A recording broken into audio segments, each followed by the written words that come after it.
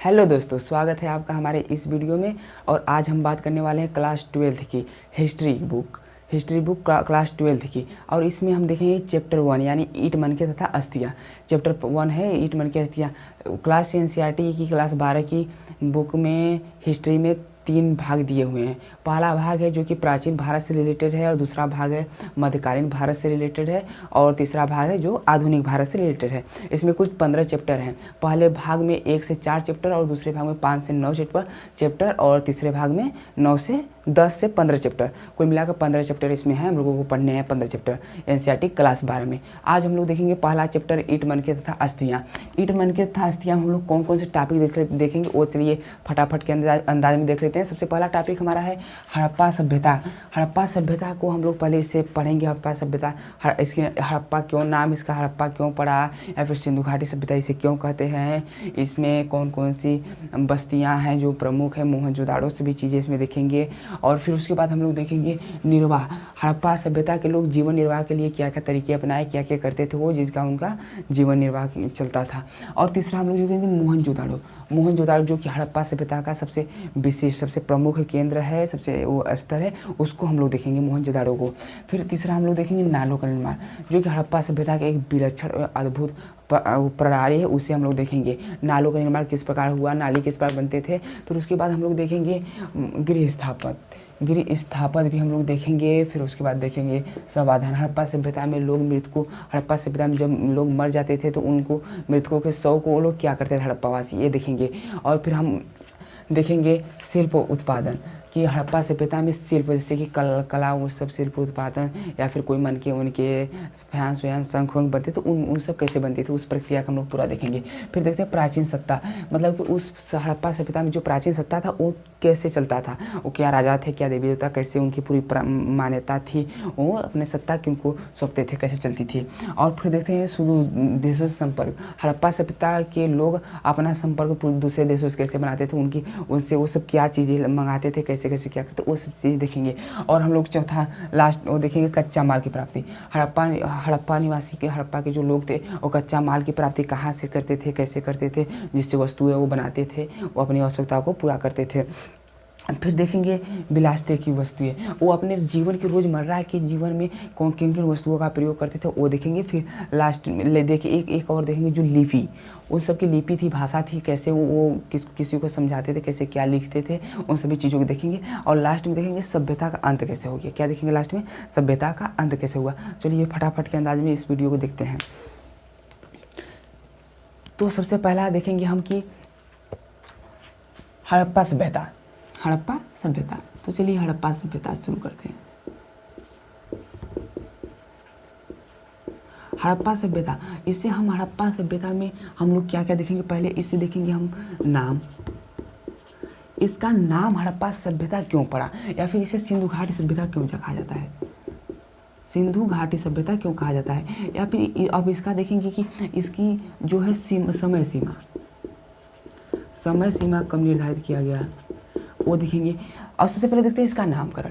जो हड़प्पा सभ्यता है इसका नाम हड़प्पा ही आखिरकार क्यों पड़ा, कोई और नाम नहीं था क्या। तो आप सबके दिमाग में बहुत सारे क्वेश्चन होंगे, तो हम इस क्वेश्चन को चलिए सॉल्व करते हैं। सबसे पहले देखते हैं हड़प्पा सभ्यता, जो ये सिंधु घाटी सभ्यता है, ये सभ्यता यहाँ पर जो है सर्वप्रथम क्या किया गया था, खुदाई, यहाँ पर ही खुदाई की गई थी सिंधु घाटी सभ्यता में, यानी हड़प्पा स्थल पर। यहाँ है हड़प्पा स्थल पर सर्वप्रथम क्या की गई थी, खुदाई की गई थी, इसलिए इसका नाम क्या पड़ा, हड़प्पा सभ्यता। जो ये हड़प्पा सभ्यता है ये पूरा सिंधु घाटी है, सिंधु नदियाँ है, सिंधु का क्षेत्र सारा है, इसलिए इस सिंधु के क्षेत्र में हड़प्पा सभ्यता आता है, इसलिए इसे हड़प्पा सभ्यता और सिंधु घाटी सभ्यता कहते हैं। आप समझ में आए क्यों कहते हैं हड़प्पा सभ्यता। हड़प्पा सभ्यता है जो सर्वप्रथम हड़प्पा नामक स्थान पर यहाँ पर खुदाई हुआ, जो कि 1921 ईस्वी में खुदाई की गई थी। दयाराम साहनी और अखालदास बनर्जी द्वारा यहाँ किया गया था। और इसे सिंधु घाटी सभ्यता क्यों कहा जाता है, क्योंकि यह सिंधु के क्षेत्र में फैला हुआ है, इसलिए सिंधु घाटी सभ्यता कहा जाता है। तो चलिए आपको अब तो समझ में आ गया कि सिंधु घाटी सभ्यता क्यों कहा जाता है। और ये सबसे पहले यहाँ पर खुदाई की गई थी, यही कारण है इसे सिंधु घाटी समय। अब इसके समय सीमा की बात करें तो इसकी समय सीमा इसे 3 भागों में बांटा गया है। एक है एक है बहुत प्राचीन प्रारंभिक हड़प्पा सभ्यता, एक है विकसित हड़प्पा सभ्यता, एक है बाद की हड़प्पा सभ्यता। तो हम लोग बात कर रहे हैं विकसित हड़प्पा सभ्यता की। विकसित हड़प्पा सभ्यता की समय सीमा है 2600 ईसा पूर्व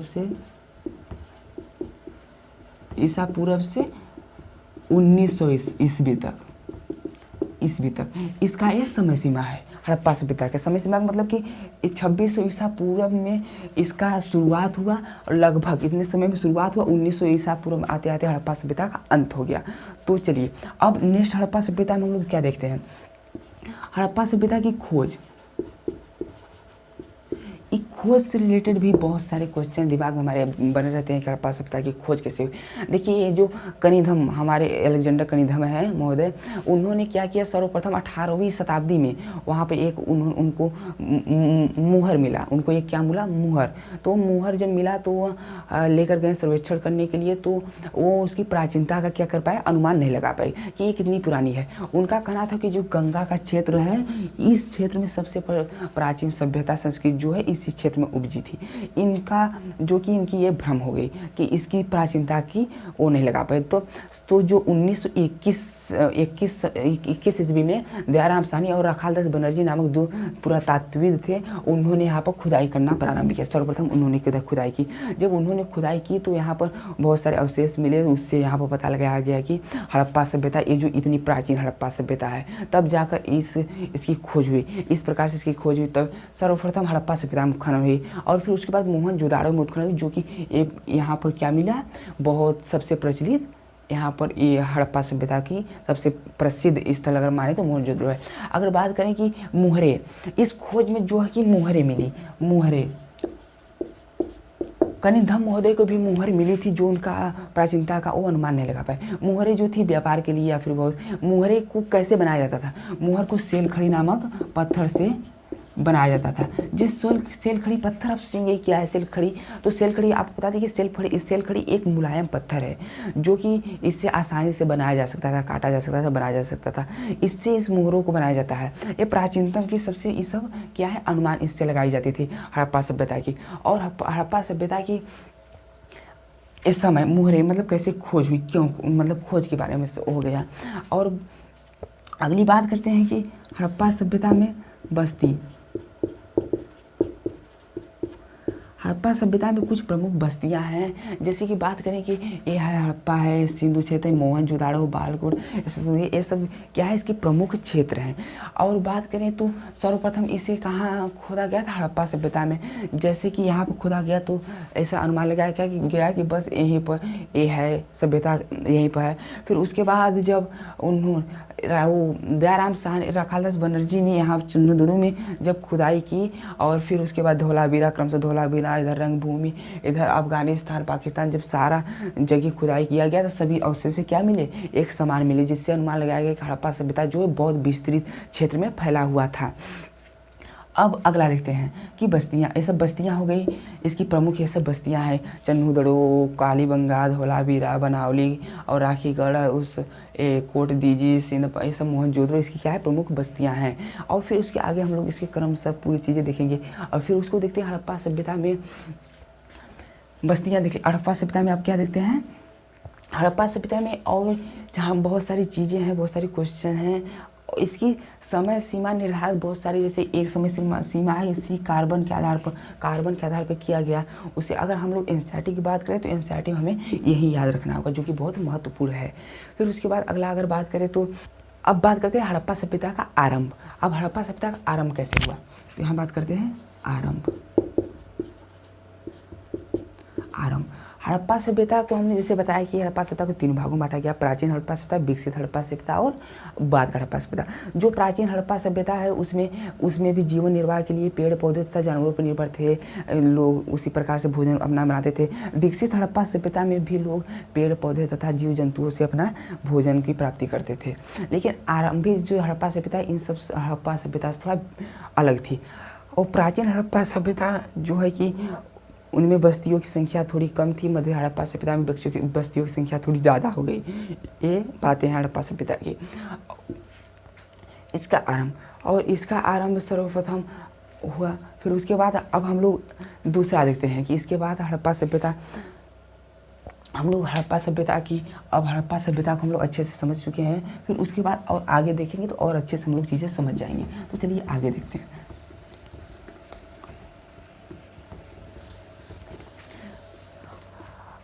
अब हम लोग देखते हैं कि निर्वाह, मतलब कि जीवन निर्वाह के लिए वो सब क्या किया करते थे। तो जीवन निर्वाह की अगर बात करें तो सर्वप्रथम वो लोग जीवन निर्वाह के लिए क्या करते थे। तो सबसे पहले देखते हैं कि वो सब पशु मांस, यानी कि वो सब मांस का भी, जीवन निर्वाह के लिए मांस का भी प्रयोग करते थे। जैसे हड़प्पा सभ्यता में मिले कुछ हड्डियों के अवशेष, पशुओं के अवशेष, जैसे कि वहाँ के पालतू पशु हैं, मवेशी, भेड़, भैंस, बकरियाँ, ये सब पालतू पशु हैं। और कुछ जंगली पशु जैसे सूअर, बराह, ये सब सूअर, बराह जैसे कि वहाँ की जंगली पशु हैं। इन सब के क्या मिले, वहाँ पर हड्डियों के अवशेष मिले, हड्डियाँ मिली, हड्डियाँ के अवशेष मिले, जिससे यह अनुमान लगाया जाता है कि वे सब अपने भूख के लिए यहाँ पर इन सबको खाया करते थे। इसका यह अनुमान नहीं लगाया गया है कि ये जानवरों को खुद मारते थे या फिर किसी अन्य समुदाय, जैसे कि एक मेरा यह गांव हो गया, एक यह गांव हो गया, दो समुदाय के लोग हो गए। तो ये जो समुदाय के लोग जहाँ से हड्डियाँ पाई गई हैं वहाँ पर यह अनुमान लगाया जाता है कि दूसरे समुदाय मतलब शिकारी समुदाय जो हैं वो इनसे, जो ये शिकारी समुदाय, मान लीजिए ये शिकार नहीं करते, ये शिकार करते हैं, तो इनसे ये जाकर मदद मांगे, मतलब कि मांस वांस मांग लाया करते होंगे, जिससे कि अपनी भूख मिटाते थे भोजन के लिए। तो ये अभी तक पता नहीं लगाया गया कि ये सब खुद उन सब पशुओं का शिकार करते थे या फिर इस आर्कियन समुदाय से यहाँ पर मांग लाया करते थे। समझ आई बात। तो ये पर क्या करते थे, पशुओं का मांस अपने भोजन के लिए प्राप्त करते थे, तथा कुछ पेड़ पौधों से, अनेक प्रकार के पेड़ पौधों, कंद मूल से इन सब अपने भोजन की आपूर्ति करते थे। फिर उसके बाद अगर बात करें और कोई तरीका जीवन निर्वाह के लिए तो एक और बहुत प्रचलित एक और आती है, जो कि पुरातात्विक अवशेष से पता चलता है कि वो सब कृषि कार्य भी किया करते थे। पुरातात्विद ने जब उस पर निरीक्षण किया तो क्या पता चला कि वो सब जो हड़प्पा निवासी थे वो सब कृषि पालन भी करते थे। लेकिन ये कृषि पालन तो करते थे, ये पता चल गया, लेकिन उस समय कौन सी विधि प्रचलित थी इसका अभी तक कोई पता नहीं चला। लेकिन पुरातात्विदों ने कुछ अवशेष जैसे कालीबंगा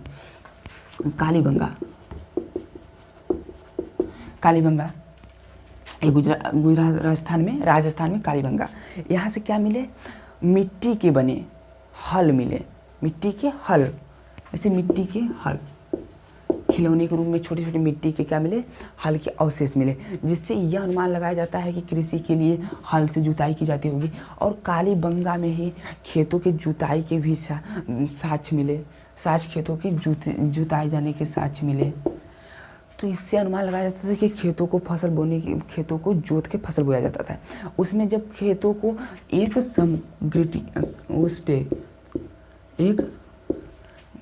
पद्धति से बोया जाता था, इसे कहते हैं, इस पद्धति से बोया जाता है जिसे, जो कि एक दूसरे को समकोण पर काटती हैं। इस प्रकार से खेतों को जुताई की जाती थी, जिससे पुरातात्विदों ने यह अनुमान लगाया कि हड़प्पा निवासी जो है एक समय में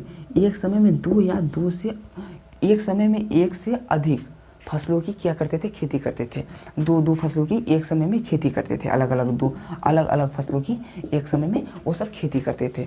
वहाँ पर हड़प्पा सभ्यता में जो कि बहुत सारे अनाजों के जले हुए अवशेष मिले, जैसे कि मिले ज्वार, बाजरा, गेहूँ, चना, सफ़ेद चना तथा तिल और क्या चावल, ये सब अनाजों के मिले। जो बाजरा मिला वो गुजरात गधौला पे, ये सब गधौला रंगभूमि, ये सब लोथल से जो बाजरा का अवशेष मिला, जले हुए दाने के अवशेष मिले। और जो चावल के दाने जो कि बहुत कम मात्रा में हड़प्पा सभ्यता में बहुत कम मात्रा में पाई गई, और ये कृषि कार्य था। और तो भाई कृषि कार्य सिर्फ जुताई या फिर कोई इसी चीज़ से तो होगा नहीं, वहाँ पर उन्नत बीजों की भी चाहिए। और वहाँ पर सबसे महत्वपूर्ण बात करें तो सिंचाई। तो अब हम देखते हैं कि हड़प्पा निवासी जो थे कृषि कार्य के लिए सिंचाई किस विधि से करते थे। तो सिंचाई की अगर बात करें तो हड़प्पा निवासी सिंचाई मेनली वहाँ पर उसके निरीक्षण हुआ तो उसकी हमारे पुरातात्विदों को पता चला कि हड़प्पा निवासी सिर्फ 3 विधि से सिंचाई करते थे। सिंचाई की बात करें तो वहाँ सिंचाई के लिए 3 विधियाँ मिली। जैसे कि पहला विधिया हो गया नहरों से, अगर दूसरी बात करें तो कुओं से, अगर तीसरी बात करें तो जलाशयों से। फसलों की सिंचाई किस विधि से की जाती थी? ये हड़प्पा जो क्षेत्र है इसका अधिकतम भाग क्या है? शुष्क क्षेत्र में स्थित है हड़प्पा सभ्यता। शुष्क क्षेत्र में स्थित है, इसलिए यहाँ पर सिंचाई की आवश्यकता पड़ती होगी। जब हड़प्पा सभ्यता में अवशेषों से पता चला कि पुरातत्वविदों ने अनुमान लगाया कि इन 3 विधियों से हड़प्पा सभ्यता में क्या की जाती होगी? सिंचाई की जाती होगी। नहरों के अवशेष जैसे कि बनावली से मिले, और बाकी गुजरात, पाकिस्तान, अफगानिस्तान, इन सब से जगहों से नहरों के अवशेष नहीं मिले। इसका अनुमान लगाया जाता है कि जो प्राचीन नहरें गाद भर जाने से जो कि समाप्त हो गई हूँ। प्राचीन नहरें जो कि गाद भर जाने से समाप्त। गाद क्या होता है? जैसे कि नहरें आई, उनमें कितने कूड़े कचरा भरते धीरे धीरे क्या हो जाती थी? भट गई। नहरों को तो साफ नहीं करवाएं, इसलिए वो क्या हुई? बहुत कम ही जगहों पर नहरों की अवशेष मिले। दूसरी बात करते हैं कुओं की। कुआं हर व्यक्ति के घर में अपने निजी उपयोग के लिए होता था, उसी से वो लोग अपने जो कि खेतों की सिंचाई किया करते होंगे, कुओं की। और तीसरा बात करें जलाशयों को। कुछ स्थानों को बड़े बड़े जलाशय भी मिले हैं, जैसे धौलावीर में मिला है, वहाँ पर जलाशय मिला है। इस जलाशय से सिंचाई की जाती रही होगी, यह अनुमान लगाया जाता है सिंचाई के लिए। ये 3 विधियाँ प्रचलित थी। अगर अब बात करते हैं नेक्स्ट चीज़ों की। नेक्स्ट में हम लोग देखेंगे कि हड़प्पा सभ्यता में मोहनजोदड़ो की अब बात करते हैं। आपने समझ लिया कि हड़प्पा सभ्यता में कृषि जीवन निर्वाह कैसे था, कृषि कार्य कैसे किया जाता था, सभी चीज़ें आपने अच्छी तरह से देख लिया। अब हम लोग देखेंगे मोहनजोदड़ो क्या है। चलिए मोहनजोदड़ो जो हड़प्पा सभ्यता का जो है कि सबसे प्रसिद्ध पुरा स्थल है। मोहनजोदड़ो को एक और नाम से जाना जाता है। किस नाम से जाता है? मृतकों का टीला। मोहनजोदड़ो को मृतकों का टीला के नाम से भी जाना जाता है। एक कभी एग्जाम में पूछ लेता है कि बताइए मृतकों का टीला या फिर मोहनजोदड़ो को और किस नाम से जाना जाता है? मृतकों का टीला। तो चलिए देखते हैं। सबसे पहले मोहनजोदड़ो देखते हैं। मोहनजोदड़ो क्या है? हड़प्पा सभ्यता का एक सबसे क्या है? प्रसिद्ध स्थल था, जहाँ पर बहुत प्रकार, यहाँ पर क्या की जाती थी? यहाँ पर व्यापार, यहाँ पर अधिक व्यापार प्रचलित थे। यहाँ पर बहुत बड़ी बड़ी बस्तियाँ थी। यहाँ पर शिल्प कार्य, बहुत सारे कार्य किए जाते थे। ये सब चीज़ें देखते हैं। तो अब सब इसमें देखते हैं हम व्यापार जो है कि सुदूर क्षेत्रों से भी किए जाते थे, जैसे कि सिंधु से यहाँ हड़प्पा सभ्यता से धौलावीर, यहाँ से अनेक क्षेत्रों से यहाँ पर लोग क्या जाते थे? सामान लेकर जाते थे। अपनी जो भी नील वील जो भी वहाँ की उस समय की अपनी खेती कृषि करते थे, वो यहाँ पर ले जाते थे, बेचते थे, और वहाँ पर जो भी उनकी आवश्यकता के सामान थे वो लेकर आते थे। अब बात करते हैं कि मोहनजोदड़ो में कितने प्रकार के घर थे? कितने प्रकार के शहर थे? अगर शहर की बात किए तो वहाँ पे 2 प्रकार के शहर थे। एक था दुर्ग, दूसरा था निचला शहर। ये आप कहेंगे कि ये दुर्ग और निचला शहर का मतलब तात्पर्य, तो हम बता दें आपको कि दुर्ग, सर्वप्रथम जो दुर्ग होता है वह ऊंचाई पर बनाया जाता है। कच्ची ईंटों के चबूतरे पर, बहुत ऊंचे चबूतरों पर निर्माण किया जाता है। और दुर्ग को जो है, मान लीजिए यहाँ चबूतरा हो गया, क्या होगा? चबूतरा। यहाँ पर ये पूरा ऊपरा ये शहर हो गया, मान लीजिए शहर। और ये जो शहर, इसको चारों ओर क्या किया जाता था? दीवारों से आवृत किया जाता था। ये बहुत ऊंचाई पर होता था। अब इसी की अपेक्षा जो निचला शहर है वो नीचे बसा होता था। यह बहुत विस्तृत क्षेत्र में होता था, जो व्यापार के लिए निचला शहर बहुत ही महत्वपूर्ण था। यहाँ पर दुर्ग पर हर व्यक्ति को जाने की अनुमति नहीं थी, इसे यहाँ निचला शहर से पृथक के लिए इसे यहाँ पर बनाया गया था। अगर बात करें निचला शहर में, तो निचला शहर को भी दीवारों से आवृत किया गया था। और बात करें दुर्ग, दुर्ग जो है कि दुर्ग और निचला शहर में भी बहुत सारे स्थानों पर क्या थी, चबूतरे पर घर बनाए गए थे। जो चबूतरे पर घर बने थे उनको चबूतरा बनाने के लिए बहुत सारे मिट्टी की आवश्यकता पड़ी होगी उस समय। तो उस समय बहुत सारे श्रमिकों की भी आवश्यकता पड़ी होगी मिट्टी ढोने के लिए। तो बहुत सारे श्रमिक मिलकर मिट्टी ढोते थे, फिर उसके बाद चबूतरों पर घर बनाते थे। और इस प्रकार के यहाँ पर बात करें कि घर किस प्रकार के हुआ करते थे। अब समझ आ गया निचला शहर क्या है। निचला शहर वो था, निचला शहर दुर्ग। पहले समझते हैं दुर्ग क्या है। दुर्ग जो था बहुत ऊंचाई पे बना था और यह छोटा था। ये भी व्यापार का ही केंद्र था, यहाँ पे भी व्यापार किया जाता है, यहाँ पे भी बड़े बड़े शहर थे। और जो निचला शहर था वो बहुत अधिक बड़ा था, किंतु ये नीचे बनाया गया था। यहाँ ये व्यापारिक दृष्टि से बहुत महत्वपूर्ण था। यहाँ के लोग आते जाते व्यापार करते थे, बाहर से भी लोग व्यापार के लिए यहाँ पर आया करते थे। और अब इसके बाद देखते हैं मोहनजोदाड़ो में और क्या देखते हैं। मोहनजोदाड़ो में हाँ बस इतना ही। अब अगला हम लोग टॉपिक देखेंगे नालों का निर्माण। नालों के निर्माण में हम लोग देखेंगे नालों का निर्माण किस प्रकार हुआ, किस प्रकार घरों का निर्माण वहाँ पर हुआ, आवासों का निर्माण, और दुर्ग में किस प्रकार के वो आवास बने और निचला शहर में किस प्रकार के आवास होते थे। तो चलिए सबसे पहले हम देख लेते हैं दुर्ग या फिर निचला शहर में आवास किस प्रकार बनाए जाते थे। उससे पहले हम लोग देखेंगे नालों का निर्माण। नालों का निर्माण देख लेते हैं, उसके बाद हम लोग दुर्ग और निचला शहर में जब देखेंगे घर आवासों का निर्माण तो हमें आसानी समझ में आएगी। जो नाला होता था वो जैसे कि ये समझ लीजिए नाला हो गया, और ये बीच में गलियारा हो गया, फिर इसके साइड भी नाला हो गया। कैसे बनता था, ये मान लीजिए गलियारा हो गया, दोनों साइड नाले हो गए। और जो नाला था ये जैसे मान लीजिए एक घर हो गया, एक घर हो गया, एक घर हो गया, एक घर हो गया, एक घर हो गया और एक घर हो गया। तो नालों से जितने भी नाले किस लिए बनाए जाते थे, नालों को समझ लीजिए जैसे नाले ऐसे बनते थे, ऐसे बनते थे, ऐसे बनते थे, ऐसे बनते थे। नालों को एक ग्रेड पद्धति से बनाया जाता था और नाले एक दूसरे को समकोण पर क्या करती थी, काटती भी थी, जो कि इसकी एक बहुत विलक्षण पद्धति। जो मायके ने इस नालों के बारे में लिखा गया है कि अब तक का खोजा गया सर्वाधिक प्रसिद्ध और प्राचीन प्रणाली है। नालों के बारे में मायके ने क्या लिखा, मायके जो कि एक पुरातत्वविद थे, उन्होंने लिखा कि यह सर्वाधिक क्या है, प्राचीन प्रणाली है नाले, क्योंकि नालों का निर्माण ही एक बहुत ही अद्भुत प्रक्रिया है। तो चलिए सबसे पहले हम नालों के बारे में समझते हैं थोड़ा। तो समझ लीजिए ये नाले हो गए जो एक ग्रिड पत्थर से बनाए जाते थे, एक दूसरे को समकोण पर भी काटते थे।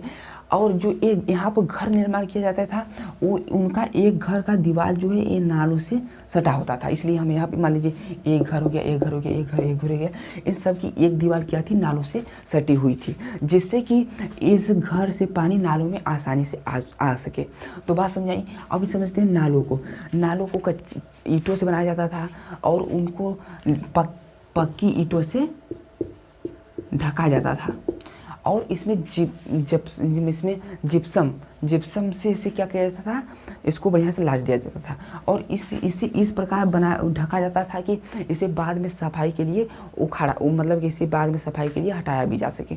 और कहीं कहीं पे इसे क्या कहता है, चूना पत्थर जो होता है इसको काट के, मान लीजिए चूना पत्थर हो गया, इसी प्रकार की पट्टी होती थी, इससे भी कहीं कहीं पर नालों को ढका जाता था। और इसके बाद समझते हैं जैसे ये मान लीजिए नाले हो गए, तो इन जैसे यहाँ से कुछ गंदा भारी प्रकार का कचरा कूड़ा बह के आया तो यहाँ पर थोड़ा सा इस प्रकार के गड्ढा बना दिया करते थे, जो वजन मलबा होता था यहाँ पर बैठ जाता था, फिर उसके बाद गंदा पानी आगे निकल जाता था, इसके बाद आगे निकल जाता था। ये पद्धति सिर्फ शहरों में नहीं बल्कि बस्तियों में भी प्रचलित थी। नाले बस्तियों में भी यही नाले प्रचलित थी, नाले को प्रणाली। अब देखते हैं नाले समझ में आ गई, नाले कैसे होते थे, वहाँ कैसे बनी होती थी, इसमें कैसे कैसे क्या होती थी। अब थोड़ा इससे रिलेटेड समझते हैं घर, मतलब नालों में पानी कैसे जाता था। अब इसे थोड़ा समझते हैं तो और अच्छे से समझ में आ जाएगा। तो सबसे पहले हम घर इसको समझते हैं कि घर कैसे बने होते थे वहाँ के, बस मतलब कि आवास कैसे बने होते थे, जिस प्रकार जैसे जिसमें नालों में पानी नालों में चला जाता था। सबसे पहले देखते हैं, जैसे मान लीजिए यहाँ पर एक आंगन हो गया, यहाँ के घर जो थे आंगन के चतुर्दिक कमरे हो गए। मान लीजिए एक क्या हो गया, आंगन हो गया, इसके इस तरफ भी कमरा, इस तरफ भी कमरा, इस तरफ भी कमरा, इस तरफ भी कमरा। लेकिन इस साइड का जो कमरा था ये मान लीजिए ऐसे समझिए, ये आंगन हमारा हो गया क्या, आंगन। इसके इस साइड भी कमरा हो गया और इस साइड भी कमरा हो गया। मान लीजिए यहाँ से इस साइड भी हो गया, इस साइड भी कमरा हो गया, इस साइड भी कमरा हो गया। इस साइड दो प्रकार के कमरे बने थे। आगे के साइड जो मान लीजिए यहाँ पर ये मुख्य इसका दरवाज़ा है, यहाँ पर क्या थे, दो कमरे थे। जैसे एक यहाँ से प्रवेश द्वार था, फिर उसके बाद एक यहाँ से। कोई भी व्यक्ति डायरेक्ट इस आंगन में पहुँच न जाए, इसलिए ये सब क्या करते थे, इसे थोड़ा सा घुमा फिरा कर ऐसे करके ऐसे जाना पड़ता था आंगन में। आंगन का निर्माण यहाँ की हर घरों में आंगन पाया जाता था। और आंगन जो है वह क्या होता था, रसोई घर, मतलब खाना बनाने के लिए आंगन का प्रयोग किया जाता था। और शुष्क और गर्मी के मौसम में क्या करने के लिए, सर्दी और गर्मी के मौसम में यहाँ पर कताई बुनाई करने के लिए आंगन का प्रयोग किया जाता था, अधिक प्रचलित था। अब समझते हैं कि इसकी पानी नालों में कैसे आती है। मान लीजिए यहाँ पर नाला हो गया, यहाँ पर सट गया, यहाँ पर फर्श हो गया, जो कि इसकी स्नानाघर जो होती थी, इन घरों में स्नाना, सबके घर में एक स्नानाघर होता था, एक क्या होती थी, कुआं होती थी। मोहनजोदड़ो, अगर मोहनजोदड़ो की बात करें तो मोहनजोदड़ो में कुछ 700 कुएँ थे। कितने कुएँ थे, 700 कुएँ थे मोहनजोदड़ो में पाए गए। और उससे पता चला कि 700 कुएँ थे। और इन घर, यहाँ पर फर्श होता था, जो कि यहाँ के स्नानागार कुल सब पक्की ईंटों के फर्श से बने थे। और यहाँ पर सब घर में कुएँ होते थे।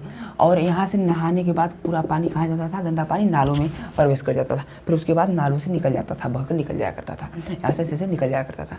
समझ में आया ना। नाले कैसे होती थी, नालों में फर्श होता था, वहाँ से गंदा पानी क्या होता था, नालों में जाता था, फिर नालों में से गंदा पानी बहकर निकल जाया करता था। ये सब घर में थे। और जो ये निचला शहर की बात कर रहे हैं हम लोग, निचला शहर में इस प्रकार से घर बनाया जाता था। और अगर दुर्ग की बात करें तो वहाँ पर विशाल स्नानागार भी, दुर्ग में भी ऐसी ही प्रणाली थी। वहाँ पर विशाल स्नानाघर थे। और वहाँ पर क्या थी, विशाल स्नानाघर था, रसोइयाँ वसोइयाँ सभी चीज़ें वहाँ पर विशाल थी। वो थोड़ी इससे थोड़ा सा भिन्न टाइप का हुआ करता था। और अगर बात करें इसमें कि गृह स्थापन की बात कर रहे हैं, इसमें अगर बात करें कि इसमें दो प्रकार के घर बनते। एक मान लीजिए निचला घर, और जो नीचे का घर था उसमें खिड़कियाँ उड़कियाँ नहीं होती थी। और इसमें एक दो तल्ला, मतलब अगले दो तल्ला के भी यहाँ पर घर पाए गए। अगले तल्ला पर जाने के लिए क्या, सीढ़ियाँ भी पाई जाती थी, सीढ़ियाँ भी बनी होती थी अगले तल्ला पर जाने के लिए। और हर घर में एक कुआं होता था जो सार्वजनिक उपयोग के लिए होता था। ये जो कुआं है, एक जैसे यहाँ पर सड़क हो गया, एक कुआं जो है एकदम प्रवेश, मतलब कि मुख्य मार्ग के पास ही, मतलब सामने ही होता था, जिससे यहाँ पर कोई भी व्यक्ति जैसे राहगीर जाता हो तो वो आसानी से यहाँ से पानी ग्रहण कर सकता हो, इसलिए यहाँ पर बनाई जाती थी। और अगर बात करते हैं कि इस घर, अब तो हम लोग सभी चीज़ें बात कर चुके हैं। और फिर इसमें हम लोग को क्या दिख रहा है, अब सभी चीज़ें समझ में आ गई। नाले कैसे बनते थे, घर कैसे होते थे, आंगन कैसे होता था, चतुर्दिक आंगन के चारों तरफ कमरे होते थे। और फिर वहाँ पर नालों में पानी कैसे जाता है, स्नानाघर जो थे वो फर्श के बने होते थे, वहाँ से नालों में पानी जाया करता था। नालों को ईंटों से तथा कुछ चूना पट्टियों से ढका जाता था ताकि बाद में इसे साफ के लिए हटाया भी जा सके। और यहाँ पर बात इससे करते हैं, समझ लीजिए यहाँ पर क्या हुआ, यहाँ पर गड्ढा हुआ, यहाँ से नालों से पानी गया, यहाँ पर कुछ भारी वजनी चीज़ यहाँ पर बैठ गया। तो इन्हें जब सफाई के लिए हटाया जाता था तो इन्हें हटाने के बाद सामान यहीं पर कहीं कभी यहीं पर छोड़ दिया जाता था, यहीं पर छोड़ दिया जाता था, जो कि रेत के टीले के रूप में वहाँ पर अवशेष के रूप में मिले, जिससे अनुमान लगाया था कि उनको वहाँ से सामान गंदे चीज़ वहाँ को हटाया नहीं जाता था। अब बात करते हैं अगला। आप समझ में आ गया नालों का निर्माण किस प्रकार होता है, घर गृह स्थापन हड़प्पा सभ्यता में किस प्रकार हुई, मोहनजोदड़ो। ये हम बात करें मोहनजोदड़ो में गृह स्थापन की। मोहनजोदड़ो में गृह स्थापन इस प्रकार होता है। मोहनजोदड़ो में निचला शहर इस प्रकार बना होता था, उचला शहर में भी इसी प्रकार की प्रणाली थी। और वहाँ पर बड़े बड़े क्या होते थे, बड़े बड़े स्नानागार, बड़े बड़े कुएँ होते थे। अब चलिए अच्छा दूर में थोड़ा समझ लेते हैं। मान लीजिए यहाँ पर स्नानागार हो गया, बहुत बड़ा स्नानागार हो गया। इस साइड भी नीचे जाने के लिए सीढ़ियाँ बनी होती थी, इस लाइन भी सीढ़ियाँ बनी थी। इसको जिप्सम एक चिपचिपा पदार्थ था, जिससे कि हम आज जैसे कि सीमेंट का उपयोग करते हैं ईंटों को जोड़ने के लिए, उसमें जिप्सम का ही उपयोग किया जाता था। इससे क्या होती थी, ईंटें आपस में अच्छे जुड़ जाती थी, पानी का रिसाव भी नहीं होता था। इससे पूरे इसको बनाया जाता था फर्श से। इसके चारों तरफ कमरे होते थे। एक साइड इसमें कुआं होता था, बड़ा सा कुआं होता जिसमें गंदा पानी कुओं में जाया करता था। और यहाँ पर फिर उसी प्रकार से नहाया जाता था। ये है दुर्ग की प्रणाली। थोड़ा इससे थोड़ा सा भिन्न है। इसमें बड़े होते थे, बड़े कुएँ होते थे जिसमें गंदा पानी जाया करता था। ये होगी, आप समझ आइए कि निचला शहर तथा दुर्ग में किस प्रकार से घर का निर्माण, स्नानागार और नालों का निर्माण था, सभी चीज़ें समझ आएगी। और नालों की बात की तो ये सिर्फ शहरों में ही नहीं बल्कि छोटे छोटे बस्तियों गाँव में भी यह प्रचलित थी। अब बात करते हैं हम समाधान, यानी फिर कि जो मृतक हड़प्पा सभ्यता में मृतक लोग थे उनके साथ ये हड़प्पावासी क्या उनके साथ करते थे। तो सबसे पहले अगर उसकी बात करें तो हड़प्पावासी मृतकों को 3 प्रकार से उनका देह संस्कार का अंतिम संस्कार करते थे। कितने प्रकार से? 3 प्रकार से। अब 3 प्रकार में कौन कौन से 3 प्रकार प्रचलित थे, चलिए उसको देख लेते हैं हम लोग एक बार। तो यहाँ लिख देते हैं समाधान। समाधान कितने प्रकार से प्रचलित है? 3 प्रकार से। तो पहला टाइप देखते हैं। समाधान में समाधान में पहली प्रक्रिया है कि वो सब मृतकों को क्या कर देते थे, को गाड़ देते थे, जमीन में गाड़ देते थे, यानी दफना देते थे। दफना देते थे मृतकों को। पहला किस टाइप से करते थे? मृतकों को जमीन में गाड़ते थे, यानी कि दफना देते थे। दूसरा करते थे उनको शव को क्या करते थे? जला देते थे, शव को जलाते थे। तीसरा होगी कि उन मृतकों को ऐसे ही खुले स्थान में जंगलों में फेंक देते। अब इन सबको चलिए बारी बारी समझते हैं। जैसे कि ये आप सुने होंगे मिस्र की पिरामिड।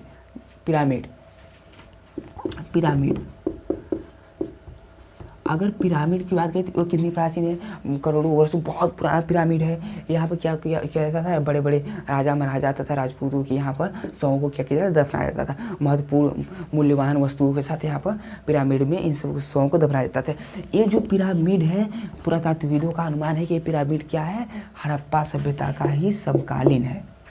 हड़प्पा सभ्यता के समकालीन मतलब आप जैसे समझिए जैसे कि उस समय प्राचीन काल में जो पिरामिड वहाँ पर मिस्र में था, उसी समय का ये हड़प्पा सभ्यता भी है। ऐसे समझिए, थोड़ा ये समझने के लिए बस हुआ, सब में उसी समय है। तो समझ आए पिरामिड जो हड़प्पा सभ्यता की वहाँ पर सौ क्या किया जाता है, वहाँ पर पिरामिड में क्या कैसे शव को दफनाया जाता था। एक बड़ा सा संदूक होता था जिसके अंदर वो शव को क्या किया जाता था, किसी लेप या फिर ऐसे ही उसमें रख दिया जाता था। उसके साथ कुछ मूल्यवान तत्वों जैसे पदार्थों को, जैसे सोना, चांदी, तांबा, कांसा, इस सब जैसे पदार्थों को वहाँ पर रख दिया जाता था। लेकिन बात करें अगर हड़प्पा सभ्यता में, तो हड़प्पा सभ्यता के लोग भी मृतकों को दफनाते थे। लेकिन ये लोग भी वहाँ पर क्या रखते थे, वस्तुएं रखते थे। जैसे मनके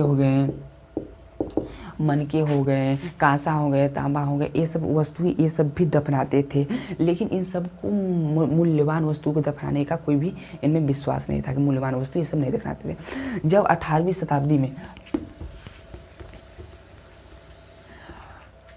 शताब्दी में जब यहाँ पर एक हड़प्पा सभ्यता में क्या हुआ, उत्खनन हुआ, धौला भी एक उत्खनन हुआ 18वीं शताब्दी में।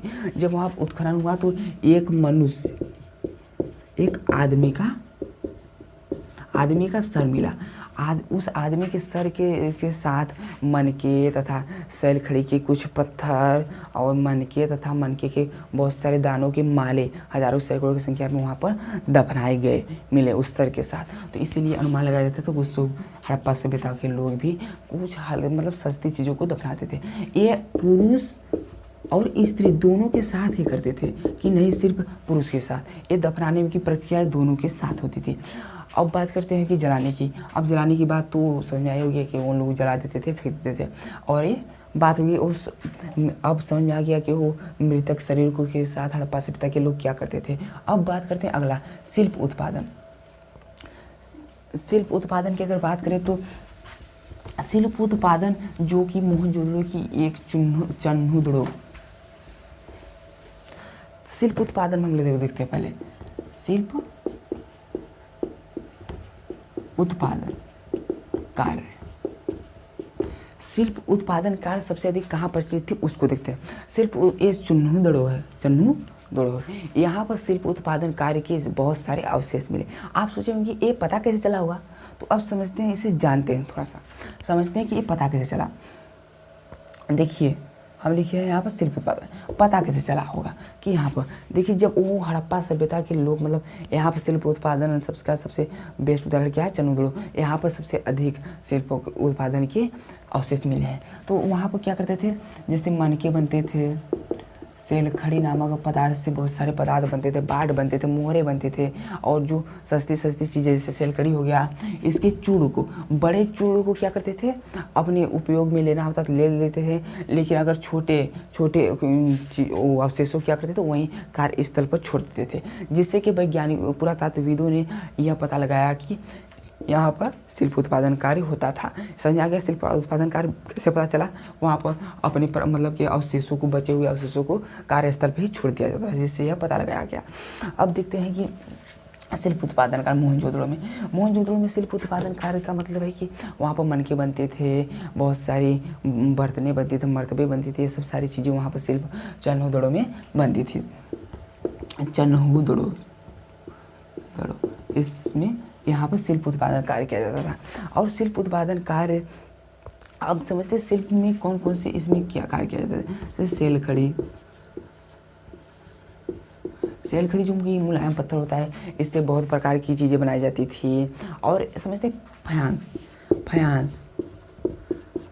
फयांस भी यहाँ पर बनाए जाते थे। फयांस बनते थे जैसे घिसे हुए बालू और रंगीन बालू तथा कुछ रंग मिलाकर और उससे ये चिपचिपा पदार्थ मिला के इसे क्या किया जाता था, पकाया जाता था, उससे फयांस बनता था, जिससे कि मूल्यवान वस्तुएं बनती थी। फयांस मूल्यवान वस्तुएं बनती थी। और चन्हुदड़ो में बहुत सारी चीज़ें बनती थी। यहाँ पर बाट बनती थी, हल बनाते थे मिट्टी की लोग, और मिट्टी के हल भी मिले, जिससे कि यहाँ पर अनुमान लगाया गया कृषि के बताए। और चन्हुदड़ो की इस प्रकार से शिल्प कार्य वहाँ हुआ करती थी। जो कि एक कालीबंगा, आप सोच रहे होंगे कि अब बताते कालीबंगा का अर्थ क्या होता है। कालीबंगा जो कि राजस्थान में पाया जाता है। यहाँ पर क्या मिला, यहाँ पर कृषि के अवशेष, बहुत सारे अवशेष मिले, जुते हुए खेतों के अवशेष मिले, मिट्टी के बने हल भी यहाँ से मिले। और यह जो है इसका अर्थ होता है काली चूड़ियाँ। यहाँ पर अर्थ कालीबंगा का लगाया गया है, काली चूड़ियों से अर्थ इसका लगाया गया है। और शिल्प उत्पादन कार्य में क्या किया जाता था, चन्हुदड़ो में कुछ बहुत प्रकार के, जैसे कि जैस्पर, स्फटिक, क्वार्ट्ज, लाजवर्थ, इन सब पदार्थों को बनाया जाता था। जैसे में तांबा, कांसा, सोना, चांदी, ये सब पदार्थ यहाँ पर बनाए जाते थे। इनको बनाने के कई तरीके थे, जैसे कि इनको कई आकार बनाया जाता था, गोलाकार, ढोलाकार, बेलनाकार, और इन सब आकारों में इन्हें बनाया जाता था। और जो कि अब बात करते हैं ये चन्हुदड़ो जो है, चन्हुदड़ो देखते हैं आप चन्हुदड़ो के बारे में। थोड़ा सा इसको देख लेते हैं, फिर उसके समझते हैं थोड़ा सा आगे।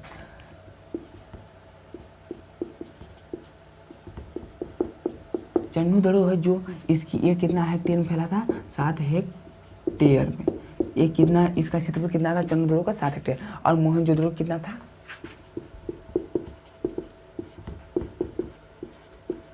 मोहनजोदड़ो 125 हेक्टेयर।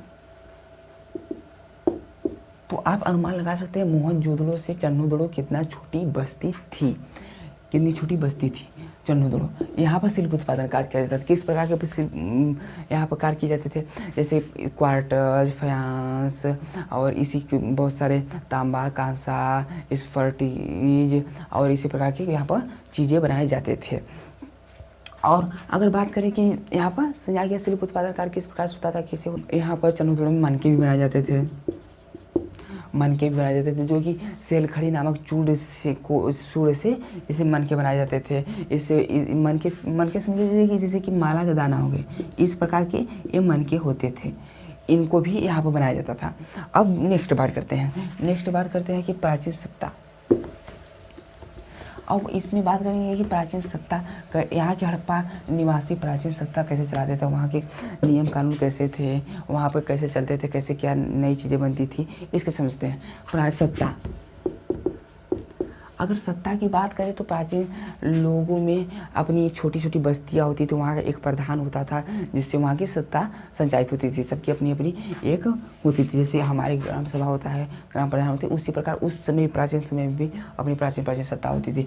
उनको जैसे कि कुछ देवता, जैसे कि मोहरों पे एक नग्न देवी की भी मूर्तियाँ मिली, और इनको भी शायद वो सब अपनी उपासक मान के उसी प्रकार शासन करना चाहते थे। बहुत ऐसे राजाओं के भी उस पर चित्र मिले, जिससे अनुमान लगाया जाता था कि उस सत्ता को सब उस चलाते थे। वो सब उसे अपना क्या मानते थे, भगवान मानते थे, जिससे वो सब अपना सत्ता उसे चलाते थे। मोहरों को मिले। और बात करें सत्ता, तो यहाँ पर सत्ता इनकी 2 प्रकार से चलती थी। एक क्या थे, प्रसाद तथा शासक। ये 2 प्रकार के लोग होते थे। प्रसाद मतलब कि वहाँ के जो प्रमुख होते थे उन्हें प्रसाद का, शासक जो कि वहाँ पे नियम कानून चलाने वाले थे, वहाँ पर शासक थे। इन लोगों के द्वारा वहाँ की सत्ता चलती थी, हड़प्पा सभ्यता की सत्ता चलती थी। अगर अब हम बात करें नेक्स्ट, सुदूर क्षेत्र संपर्क, वो सब अब बात करते हैं कि सुदूर क्षेत्रों से संपर्क, मतलब कि हड़प्पा सभ्यता के लोग किन के क्षेत्रों से अपना संपर्क बनाए थे, वो सब कच्चा माल कहाँ से प्राप्त करते थे, कैसे करते थे, वो सब सारी चीज़ें देखते हैं। सबसे पहले देखते हैं कि वो सब संपर्क कच्चा माल प्राप्त कहाँ से करते थे।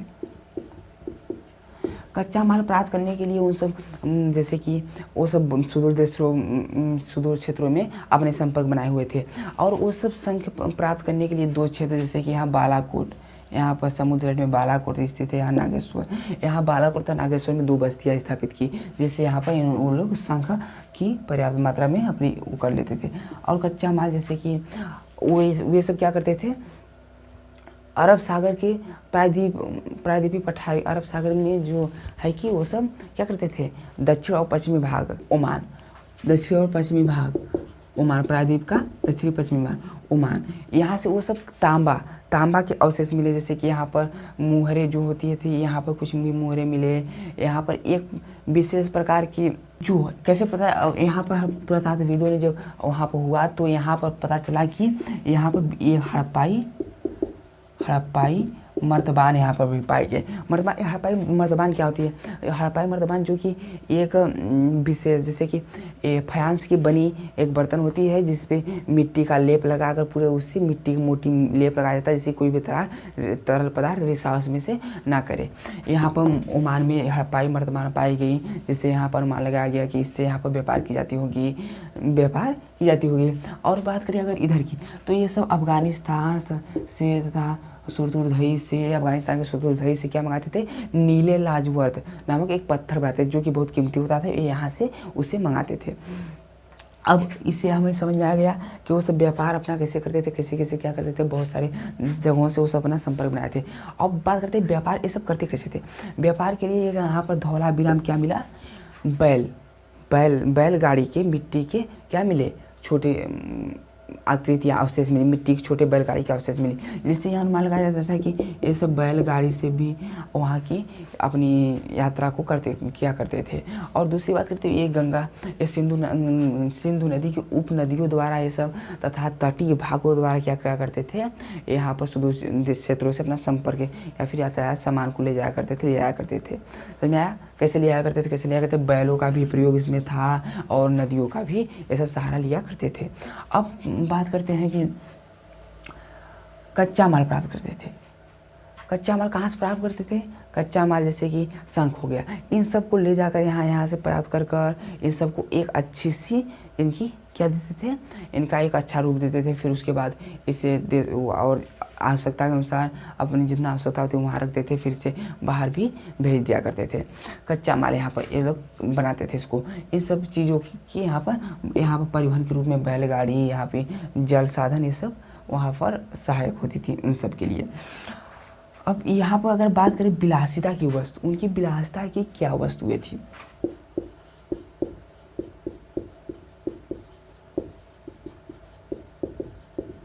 विलासिता की वस्तु, अगर हड़प्पा सभ्यता के लोगों की विलासिता की वस्तु की बात करें, मतलब विलासिता की वस्तु मतलब रोजमर्रा मतलब कि रोज जीवन में, प्रतिदिन जीवन में उपयोग में आने वाली वस्तुएं कौन कौन सी थी? सुई थी, सुइयाँ, झावा, मर्तबान, बर्तन, ये सब चीज़ें वहाँ की जो कि प्रतिदिन के जीवन में कार्य आने वाली सुइयाँ थी, अरे वो थी, वस्तुएं थी। ये वस्तुएं जो कि सरलता से बन जाती थी, सरलता से सभी जगहों पर उपलब्ध थी। लेकिन कुछ वस्तुएं ऐसी थी जो कि हर जगह उपलब्ध नहीं होती थी, जिसे पुरातत्वविदों ने क्या बताया, कीमती वस्तु बताया जो जिसे बनाने में कठिनाइयाँ होती थी। जैसे हो गया फायांस। फायांस कैसे बनता था? फायांस घिसे हुए बालू से और रंगीन बालू तथा कुछ चिपचिपे पदार्थों को गर्म करके आपस में उसे बनाया जाता था। ये बहुत कठिन होता था प्रक्रिया, और यह बहुत कठिन होता था, और ये हर जगह उपलब्ध भी नहीं था, इसलिए इसे पुरातत्वविदों ने कठिन बताया। तो ये क्या समझाया आपको? रोजमर्रा के जीवन में कितनी वस्तुएं थी? एक वस्तु थी जो आसान, जो सर्वत्र सभी जगह आसानी से मिल जाती थी, जिनका उपयोग वो लोग करते थे। और कुछ वस्तुएं थी जो कीमती होती थी, जो सभी जगह समान रूप से नहीं मिल पाती थी। अब बात करते हैं कि वो सब बातचीत कैसे करते थे, ये सब भाषा कैसे समझते थे, इस बारे में थोड़ा बात करते हैं। कि वो सब की जो लिपि थी वो क्या थी? चित्रात्मक लिपि थी।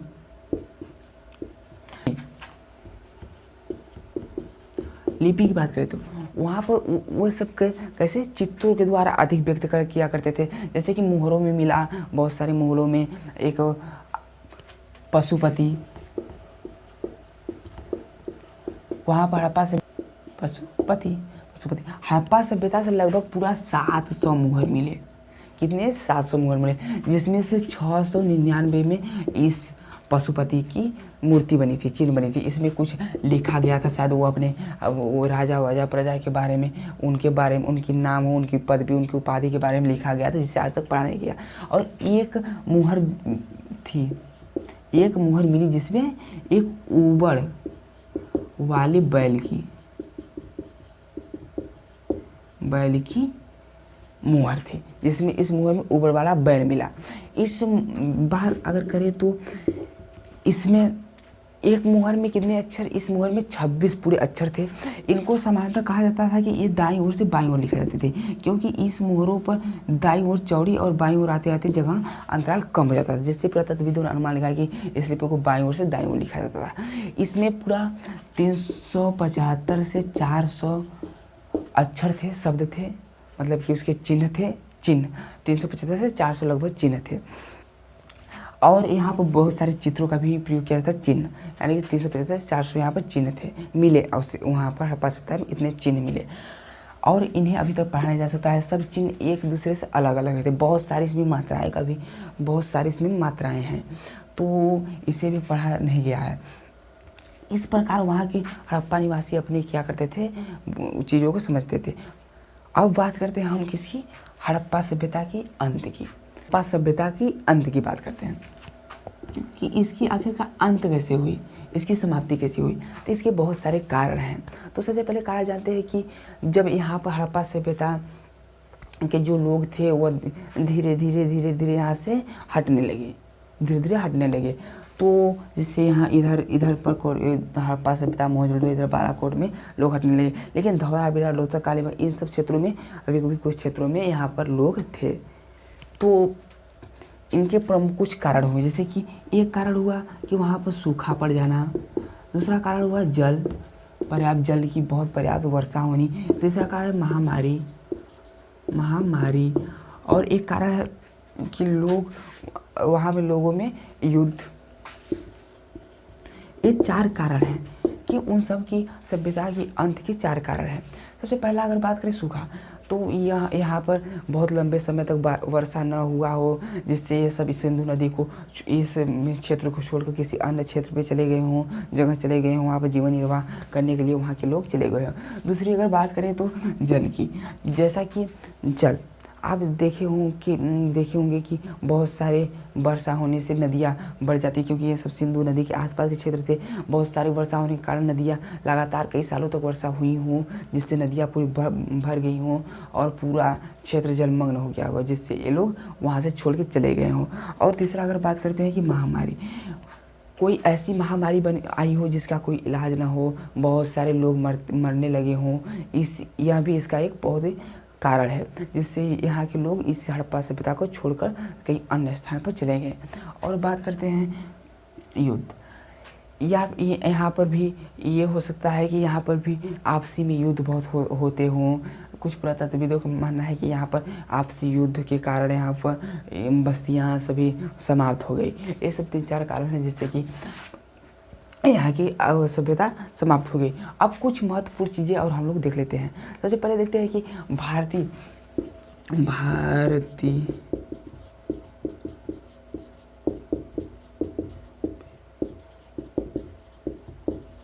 अब देखते हैं भारतीय पुरातत्वविद के जनक कौन है। भारतीय पुरातत्वविद के जनक अलेक्जेंडर कनिंघम हैं, जिन्होंने अलेक्जेंडर कनिंघम है। फिर इसके भारतीय पुरातत्वविद के जनक कनिंघम